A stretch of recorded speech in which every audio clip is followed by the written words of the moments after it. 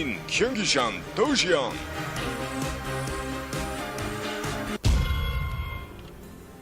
All right, guys, here we are in the top of the map. It is our pink Zerg from the team Alternate Attack trying to get some traction back for his team. It is aTn.Delphi. And down at the bottom part of the map in the red from the team Prime, formerly on the team Zanex, known as Byun. Now he's known as Ghost King. Had to do a little bit of Ghost King. Had to do a little bit of a Startail Legend, like fancy camera switch or something like that. So, and you have to hit Control W to hide the. Oh UI. yeah. Very true. As a matter of fact, that's how you do it. I like Startail Legend intro. All right. Well, Here we go, guys. Let's see what Delphi can actually bring out now. Is his team's on the ropes a little bit. Now, kind of interesting to consider. Not sure what's going to happen next because aTn's last player would theoretically be Take as of.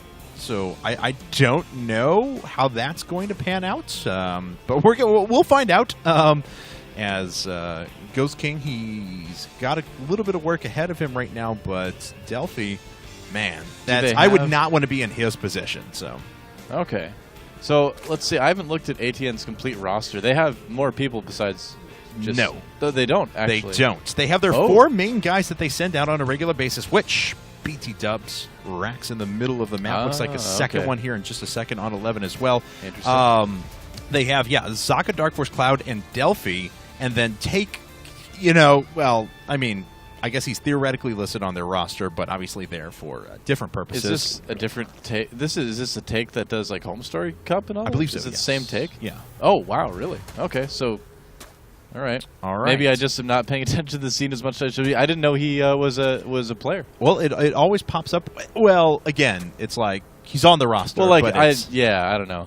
Because I mean, I'm on It's Ghosty, but I certainly don't. Oh, nice snipe with the Marine there. But yeah, I certainly don't play for them. But no, of course, I understand. Yeah.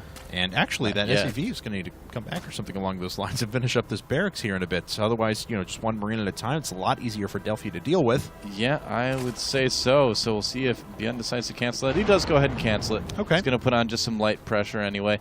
That'll help him get his command center started a little bit sooner. And so many Terrans have been hiding their first barracks out and around the map anyway. You don't really need it as part of your wall-off anymore. We're kind of past the stage in StarCraft 2's lifetime where Zerg is doing really early aggressive things, so you don't necessarily need that wall quite so early. In this case, it just does a good job of getting a lot of drones to come off the line. Yeah, absolutely. That was well worth the 25 resources. And all, I mean, this is very smart right now because all Ghost King needs to do is just threaten a little bit because Delphi is still under the impression that 1111 Rax is coming at him. Yeah. And look at that, committing over to a spine crawler. He's got 8 lings coming up now. That's Delphi spent so much on this. This is kind of like when the Joker points a gun at you and you're all freaked out, and he pulls the trigger and a little flag comes out that says bang, and that's it. And you're like, oh, I got all worked up for nothing. That's kind of exactly what's happening to Delphi here. Oh, so many lings coming out now. Okay, at least he is putting up a drone already. Yes. I think he gets the feeling now that Ghost King's not going to put on all the pressure, just trying to end the game right now. Byun's like, it's all part of the plan. We have double refinery coming up now for Ghost King, so maybe we'll get your beloved mech here in a bit. Yeah, maybe. I mean, it's my favorite thing in the world. I don't know, it's just fun. It's like definitely giant robots and things that transform. It's cool. Why wouldn't you want to play mech? Robots versus space bugs. Yeah, that's cool. It is. Fun. Well, it doesn't sound cool when you say it like that, but it's normally cool. You're like putting down my entire childhood now, so I appreciate that. Space bugs. What part of your childhood was? Oh, there's Zerglings in the main base of Byun. Oh, they somehow snuck in there. The wall wasn't complete quite yet.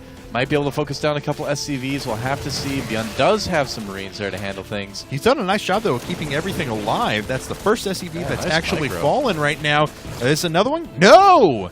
He only lost 1 SCV with all those links that made their way through. Yeah, not bad at all. Very nice job.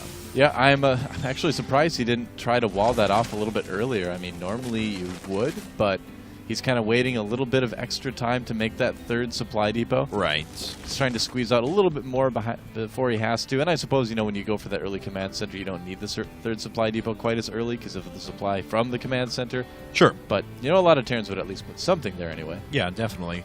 But we do have a reactor coming up along with a factory. We'll swap over here in just a second. And we'll see what he follows up after this because he does have a considerable amount of gas saved up. Yeah. Could use that to just start stim right away if you wanted to. Might see a tech lab going down on there, which is what we normally see. But there's a starport, so it is going to be the follow-up into Banshee. Okay, this is starting to get really popular in Korea, actually, to open some sort of Reactor Hellion opening, whether it's Command Center first, or it's 1X Expand, or it's just Reactor Hellion, and then you go into Banshees, just to kind of keep that map control for a little bit longer. You know, make the Zerg have to create a few more queens, a little bit more anti-air than they wanted to.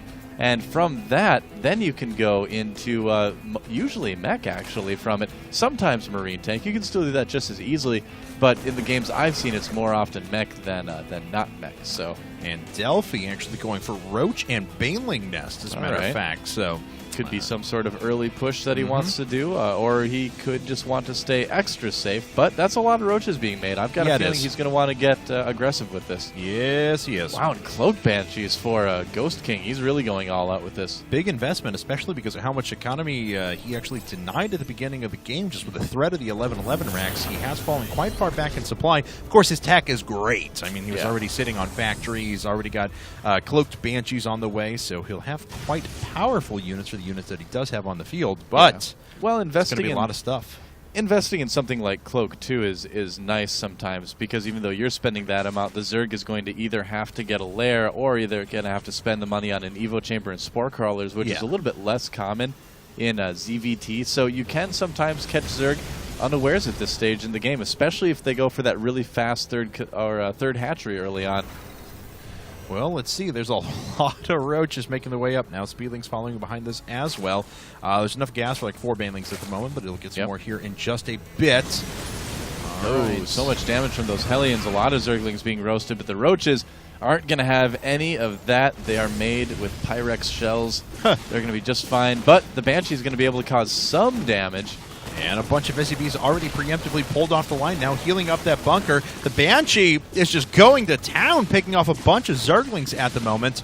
Was actually favoring Zerglings there for a while, but now going after a bunch of roaches. Yeah. Banelings popping up over on the left-hand side. Is there going to be enough here to defend for Ghost King? He's pulling more SCVs off the line. Here come the Banelings busting right through the bunker. Nice job for Ghost King to pull his Marines off of the line. The Banelings haven't actually done that much damage yet. Looks like they will do a little damage to the supply depot. That will eventually fall, but now there's a siege tank out as well. The Banshee just hanging overhead at the moment is taking out so many roaches. Really good target firing, too, of the Banshee on the Banelings, by the way. The Banelings were running in there, and he targeted them down. That saved a lot of SCVs. We'll have to see if it saves, enough, because there's still going to be some damage done here by Delphi, but overall, Beyond should come out of this pretty well. And it looks like he is going to clean up basically everything that's left. Nothing can touch those Banshees that are in the air. The Siege Tank is going to need to be healed up, which hopefully it will. Oh, wow, actually the rest of the Zerglings just kind of melted away when I didn't see when. But a few more Zerglings sitting outside, but really not all that much to speak of. A couple more Zerglings straggling around, like you said, and Siege Mode is done, so he'll be able to protect that low ground. Yeah, certainly. And Zerglings were trying to squeeze in for another couple of shots. They almost got a Siege Tank to kill his own units, but the mutiny was not successful. Yep. Delphi deciding to go for that macro hatch before the lair, getting the Evo Chamber and the Spore Crawlers as well. Or macro hatch before the third base, rather, not the lair. He obviously does have a lair out. But his Spire is going to be so much later than it normally is. It's going to give the Banshee some time to do some damage, depending on the Spore Crawler positioning. It's looking pretty good right now. Ghost King's going to make his way around the back. He will actually have an opening like right here to do a little bit of damage. Oh, there is an Overseer up now, though, so Cloak's not going to provide too much of a benefit. Yeah. Yep. That would have been much better if he hadn't had to use those Banshees to hold off that early push. And if he's not paying attention here, he's going to lose a Banshee. Whoops. Yes, he does. Losing one of those. Second takes quite a bit of damage as well. Delphi pushing those back as he establishes his third. But don't forget, guys, during that whole process, this command center did come up for Ghost King, so he's starting to slowly creep his way back in to the supply. Yep. Ironically, the Terran is the one doing the creeping this game. That does happen. Every once in a while. Yep. It's a feat to be witnessed. Let's see here, though, what Delphi has in store. Just pretty much basic Mutiling at this point. Yeah. He's finally adding on his third base. It's going to be a lot slower because of that push, and that's going to hurt him later on. But, I mean, by the same token, Ghost King hasn't been able to take any sort of third himself either. Nope. So things are more or less even. Those Banshees are going to be something that, well, I guess he's not going to need to worry about anymore. Nope, he needs to get out of there. Where's an Overseer at? Not sure when one will transfer over. There it goes. There it is. And Banshees, go home. Banshees, go home! No, you have so much to live for. And they go down. Not really. No. They don't. That one's only a 3-kill. Guess so. The other one was Commander. He had a Yeah. nice pension waiting for him when he got back home. Commander Banshee. Yes. So, yep, Mutiling again, from Delphi. Vikings and stuff on the way. A lot of turrets going up for GhostKing.Prime back in his base as well. He wants to stay very, very safe. Oh, no, that third base is going to get denied, it looks like, or lifted off anyway. Right. Yep. Looks like this Banshee will eventually fall here in the middle of the map. It's trying to get away as quick as possible, but you are right. Looks like GhostKing going to float that back home so we can take out those Zerglings here in just a second. Yep. All right. All right. So the Banshee, again, you can see is still alive. So what GhostKing kind of needs to do right now is exactly what he's doing. Bringing his army down, making sure the third gets up. That's kind of why he did the extra turrets in the main and the natural, because he knew he would need to dedicate his army to protecting that third base. And if he can hold this third base, he's going to be in pretty good shape. He's got his upgrades going. Delphi isn't really in a position where he can attack because he's trying to kind of drone up and take some more bases, get ahead on his own, as well as get those upgrades going. He's still making Spore Crawlers, too. So those Banshees have had a huge effect on Delphi's mindset in this game. Certainly. I mean, look at that. That is a lot of defense he's making there. Yes, he is, as a matter of fact. So, and he's also doing a nice job expanding, though, I will say. He's established himself at least a fourth base. We'll see if he can hold on to the fourth and the fifth. Of course, that has come a little bit at the expense of supply right now. Excuse me, only 13 mutas on the ground right now. That number will eventually grow as we move along, but he is a bit gas-starved at the moment. Yeah, well, that kind of makes sense given the situation here. Don't know if these mutas are going to be able to really do a whole lot of damage. There should be enough turrets. Oh, yeah, plenty of turrets up there for GhostKing. Oh, but the supply depots are not in a protected area. Oh, that's actually really good, too, because this is really supply blocking GhostKing. Oh, man. Starting those supply depots there, too, may have not been the best idea. Right. Oh, gotta watch out there as the missile turret is being healed up. 2 mutas went down for 3 supply depots, essentially. Yeah. All right. So Thor's on the way. That'll help. Yep, double Thor, as a matter of fact, along with 1/1. That's actually +1 Carapace coming up now for Mr. Delphi. Yeah, and he already did finish +1 weapons, so those are going to be well upgraded mutas. Yeah, no kidding. 1/1 is really nice to have because you can go in and do that harassment, and then you also have the kind of utility of using them in armies, too. If you get a situation where you're attacking with Mutiling Bainley, you can fly the mutas right in there with him as well.